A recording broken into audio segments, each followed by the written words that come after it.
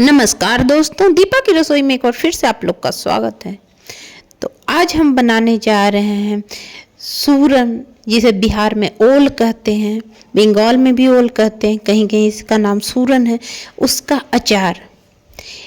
ऐसे तो ओल नोचता है, सूरन भी नोचता है, लेकिन हम कुछ टिप्स एंड ट्रिक बताएंगे जिससे आपको ना ही ये नोचेगा और ये सालों साल आप रख सकते हैं और खा सकते हैं। बहुत ही टेस्टी अचार बनता है। तो चलिए बिना टाइम वेस्ट किए हुए हम बनाते हैं ओल का अचार। और हाँ, अगर अभी तक आपने मेरे चैनल को सब्सक्राइब नहीं किया है तो जल्दी से जाकर सब्सक्राइब कर लीजिए। तो चलिए हम बनाते हैं ओल या सूरन का अचार। और हमें ज़रूर बताइएगा आपके यहाँ क्या बोलता है, ओल बोलता है या सूरन बोलता है। तो इसके लिए हमने सबसे पहले अपने हाथों में ग्लव्स का यूज किया है। आपके पास ग्लव्स नहीं है तो आप प्लास्टिक का यूज कर सकते हैं। हम एक हाथ में ग्लव्स का यूज किया, एक हाथ में प्लास्टिक का, क्योंकि ये बहुत नोचता है इसीलिए। और इसका हम जो इसका मूछ दाढ़ी था हम पहले निकाल चुके हैं।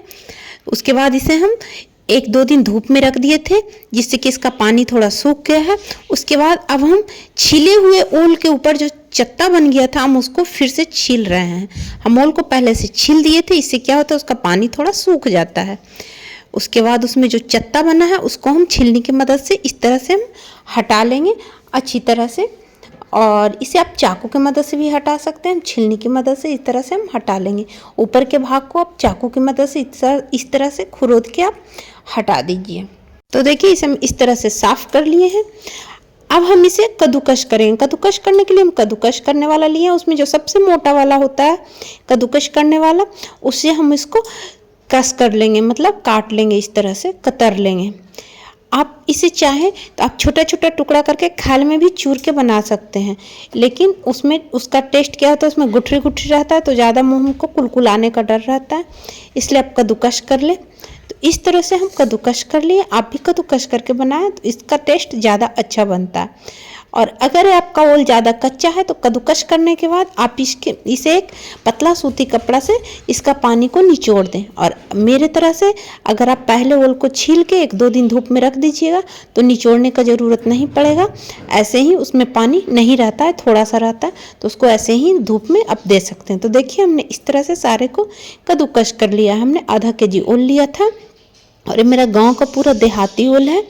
जो शहर वाला ओल होता है वो मीठा वाला ओल नहीं है, पूरा गांव वाला ओल है। इस तरह से हम इसको कद्दूकस कर लें। अगर आपको लगे पानी है तो इसका पानी आप निचोड़ लें। हम देखिए मेरा में पानी नहीं है तो हम पानी को यहाँ पे नहीं निचोड़ रहे हैं। अब इसे हम कुछ नहीं करेंगे, इसे सीधा इस तरह से फैला के हम ज़्यादा देर नहीं 2 से 3 घंटा के लिए हम धूप में इसको हम रख देंगे। अभी जाड़ा का दिन है फिर भी हम 3 घंटा से ज़्यादा नहीं रखें। बीच बीच में एक आध बार इसको बीच से उलट दीजिएगा। इससे क्या होगा, ऊपर वाला जो ज़्यादा नहीं सूखेगा, ऊपर वाला नीचे चला जाएगा। इस तरह से सारा एक बराबर मात्रा में सूखेगा। तो अब हम इसे 2-3 घंटा के लिए हम रख के छोड़ देते हैं।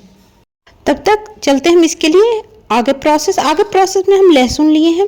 हम 500 ग्राम ओल के लिए 250 ग्राम लहसुन लिए हैं। तो लहसुन को हम इस तरह से इसके छिलका को हम निकाल लिए हैं, मतलब छील लिए हैं एक पीस वन पीस करके। अगर आपको छीलने में मुश्किल हो रही है तो आप गर्म पानी में लहसुन को डाल के छीलें, आपको आसानी से छिला जाएगा। कभी हम बताएंगे प्रोसेस आसानी से लहसुन छीलने का तरीका। तो इस तरह से छील लिए। उसके बाद हम 200 ग्राम अदरक लिए हैं। अदरक को भी हम उसके ऊपर के छिलका को इस तरह से छील लेंगे।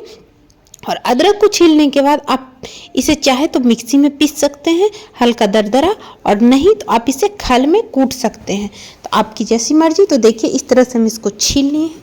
अब इसे हम कूट लेंगे। छोटे वाले मेरे पास खल है, हम उसी में इसको कूट लेंगे। इसका छोटा छोटा हम टुकड़ा काट लेंगे, काट के हम कूट लेंगे।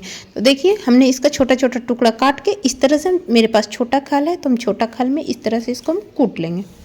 अगर आपके पास बड़ा खल है तो आप सभी को एक साथ कूट सकते हैं। मेरे पास छोटा खल था इसलिए हम थोड़ा थोड़ा करके इसको 2-3 टुकड़ा एक साथ डाल के इस तरह से हम दिखाते हैं। आपको इतना ही दरदरा कूटना है, ज़्यादा महीन नहीं बनाना है मसाला के जैसा।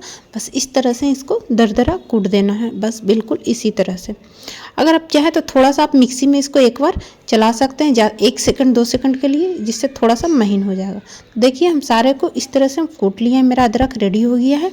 अब ठीक इसी तरह से अब लहसुन है तो लहसुन को भी इसी में कूट लीजिए, और नहीं तो आप मिक्सी में भी पीस सकते हैं। तो हम लहसुन को मिक्सी में दरदरा पीस रहे हैं क्योंकि इसमें बहुत टाइम लग रहा था। देखिए लहसुन में ना हम लहसुन को मिक्सी में एक साथ डाल करके दरदरा हम पीस लेंगे। और चाहे तो आप इसमें खल में भी, छोटा खल है तो इसमें कम और बड़ा खल है तो एक साथ आप कूट सकते हैं। तो हम लहसुन को मिक्सी में पीस रहे हैं, आपको जैसी इच्छा आप कर सकते हैं। तो देखिए हम लहसुन को इस तरह से दरदरा मिक्सी में पीस लिए। लेकिन हाँ, ना लहसुन याद रख किसी में पानी का यूज नहीं करिएगा, सबसे इम्पॉर्टेंट पार्ट है। अगर पानी का यूज करिएगा तो अचार आपका ख़राब हो जाएगा, तो पानी का यूज बिल्कुल बिल्कुल भी नहीं करिएगा। अब नेक्स्ट हम हरा मिर्च लिए हैं, हम 200 ग्राम हरा मिर्च लिए हैं यहाँ पे। तो 200 ग्राम में हम 100 ग्राम से थोड़ा सा ज़्यादा हरा मिर्च का हम यहाँ पे यूज करेंगे। अगर आपको बहुत ज़्यादा तीखा पसंद है तो आप ज़्यादा हरा मिर्च का यूज कर सकते हैं। हरा मिर्च को हम इस तरह से काट लें, आप चॉपर का यूज कर सकते हैं या चाकू का मदद से आप इस तरह से उसको हरा मिर्च को काट लीजिए। अब आप देख सकते हैं लहसुन, अदरक और हरा मिर्च मेरा तीनों रेडी है। सबसे ज़रूरी चीज़ रसुनात बनाने के लिए, हमारे बिहार में इसे रसुनात कहते हैं और कहीं कहीं पे ओल का अचार कहते हैं। तो आपके यहाँ क्या कहते हैं मुझे नहीं पता, हमारे यहाँ रसुनात कहते हैं। तो ये 3 चीज़ सबसे ज़रूरी है। अब नेक्स्ट चलते हैं मसाला की ओर। मसाला के लिए हमने धनिया, जीरा और थोड़ा सा सौंफ को हल्का गरम कर लिया है, ज़्यादा नहीं, बस हल्का सा गरम कर लिया है, जिस तरह से अचार का मसाला बनाते हैं बस उसी तरह से। उसके बाद थोड़ा सा इसमें हम सरसों का भी यूज करेंगे थोड़ा सा टेस्ट लाने के लिए। तो थोड़ा सा सरसों, थोड़ा सा जीरा और थोड़ा सा गरम मसाला का जो लकड़ी आता है दालचीनी का, उसका यूज हम करेंगे। हल्का हल्का सबको बस उसका कच्चापन को ख़त्म करके ऐसे ही गरम कर लेना है। अब देखिए सारा मसाला को हम इस तरह से गरम कर लिए हैं। इसमें सबसे इम्पॉर्टेंट चीज़ एक हम आपको बताते हैं, इसमें हम डाले हैं 5 से 10 पीस लौंग। लौंग डालने से आपका कुलकुलाएगा नहीं, इसलिए लौंग इसेंशियल है, लौंग को ज़रूर डालिए। और ये आपका समझिए एक टिप्स है जिससे आपको नोचेगा नहीं, तो लौंग का यूज जरूर करें। लौंग को लेकर के तवा पे थोड़ा सा गरम कर दीजिएगा, बस बंद तवा पे ही, गरम तवा पर दे दीजिएगा, जले हुए तवा पर नहीं। और उसे निकाल लीजिएगा, निकाल के उसी मसाला में आप डाल दीजिएगा जो मसाला आप तैयार किए हैं। इससे ओल जो नोचता है वो एकदम ख़त्म हो जाता है, आपको नोचेगा नहीं ओल। तो इस तरह से इसमें आप 10 से 15 लौंग को डाल सकते हैं आधा केजी ओल में। आप ज़्यादा भी डाल सकते हैं, 5-6, कोई प्रॉब्लम नहीं है। तो हम सारे को इस तरह से, मेरा मसाला देखिए रेडी है। अब इसे हम दरदरा कूट लेंगे मिक्सी में, महीन नहीं पीसना है, बस दरदरा हम इसको कूट लेंगे। तो देख सकते हैं मेरा मसाला बिल्कुल रेडी है। मेरा थोड़ा सा महीन हो गया, लेकिन आप और भी थोड़ा सा दरदरा रखिएगा, इससे टेस्ट अच्छा आएगा। मेरा गलती से 2 बार और चल गया, इसलिए थोड़ा सा महीन हो गया, ज़्यादा नहीं। तो मेरा मसाला बिल्कुल रेडी है। अब चलिए ओल की तरफ। ओल मेरा 3 घंटा से 4 घंटा, 4 घंटा के लगभग हो गया। अब देखिए ऊपर से इस तरह से सूख गया है, उसे हम इस तरह से अब हम मिला लेंगे ओल को। इस तरह से देखिए, ना ही ज़्यादा सूखा है नहीं, अगर ज़्यादा सूखा दीजिएगा तो उसका टेस्ट ख़राब हो जाएगा, आपको दांत के ऊपर लगेगा कि लगेगा सूखा सूखा। तो ज़्यादा नहीं सुखाइए, बस ऐसा ही रखिएगा, बिल्कुल इसी तरह से आप रखिए, ना ही ज़्यादा सुखाइए ना ही कम सुखाइए।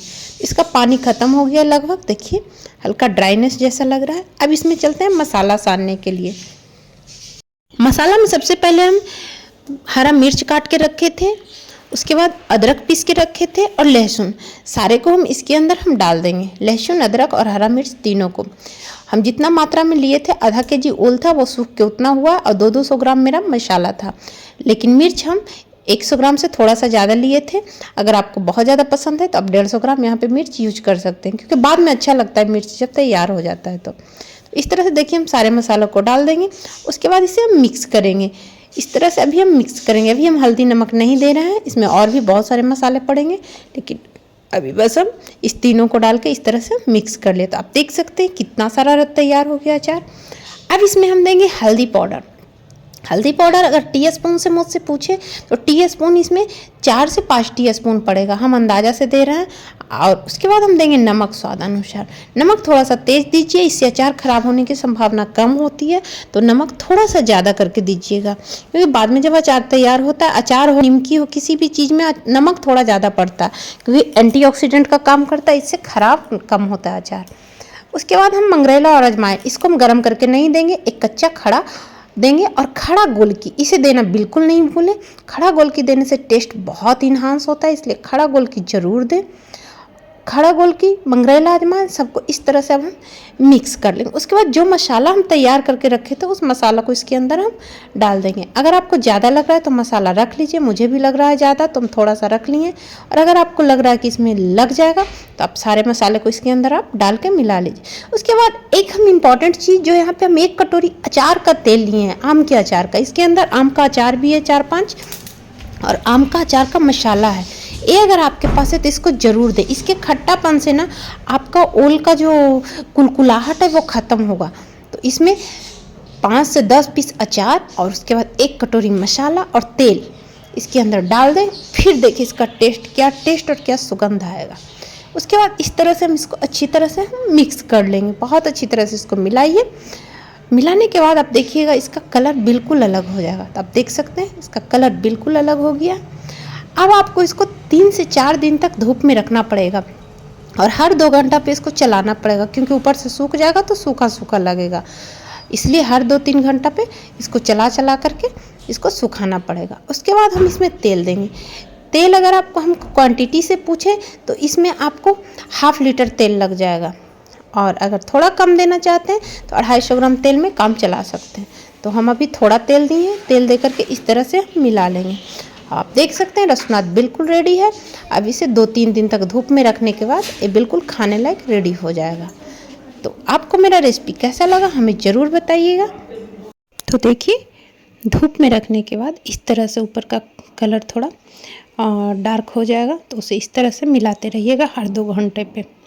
इससे क्या होगा, आपको पूरा अच्छी तरह से अचार अंदर से बाहर तक पक के तैयार होगा। अगर ऊपर छोड़ दीजिएगा तो ऊपर वाला सूख जाएगा, अंदर वाला अच्छे से मिलेगा नहीं, उसका पानी नहीं सूखेगा। तो चलिए मिलते हैं नेक्स्ट रेसिपी नेक्स्ट वीडियो के साथ दीपा की रसोई में। और आपको मेरा वीडियो कैसा लगा एक बार ज़रूर बताइएगा मैं कमेंट में। तो bye bye, take care, love you to all, thank you so much, bye bye.